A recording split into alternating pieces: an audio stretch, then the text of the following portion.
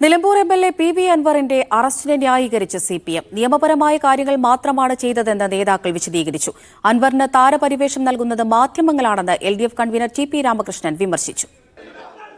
PV. Anwar എംഎൽഎയെ വീട്ടിൽ കയറി arrest ചെയ്തതിനെ യു.ഡി.എഫ് ഒന്നടങ്കം വിമർശിക്കുന്നതിനിടയിലാണ് പോലീസ് നടപടി ന്യായീകരിച്ച് സിപിഎം നേതൃത്വം രംഗത്തെത്തുന്നത്.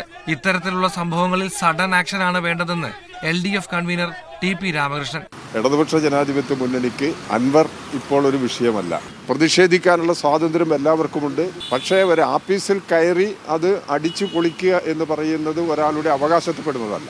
നിയമപരമല്ലാത്തതൊന്നും പോലീസ് ചെയ്തിട്ടില്ലെന്ന് സിപിഎം കേന്ദ്ര കമ്മിറ്റി അംഗം ഇ.പി. ജയരാജൻ. നിയമത്തിന്റെ വഴിക്ക് ആളില്ലാത്ത ജനകീയ യാത്ര അവസാനിപ്പിക്കാൻ അൻവർ കണ്ടെത്തിയ മാർഗമായിരുന്നു ആക്രമണമെന്നും സിപിഎം മലപ്പുറം ജില്ലാ സെക്രട്ടറി വി.പി. അനിൽ ആരോപിച്ചു.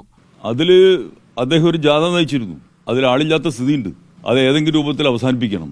അറസ്റ്റുമായി ബന്ധപ്പെട്ട് DMK പ്രവർത്തകരുടെ ഭാഗത്തു നിന്ന് പ്രതിഷേധമുണ്ടായാൽ അതിനെയും വിട്ടുവീഴ്ചയില്ലാതെ നിയമപരമായി നേരിടാൻ പോലീസിനും മുഖ്യമന്ത്രി നിർദ്ദേശം നൽകിയിട്ടുണ്ട്. മീഡിയ 1 തിരുവനന്തപുരം.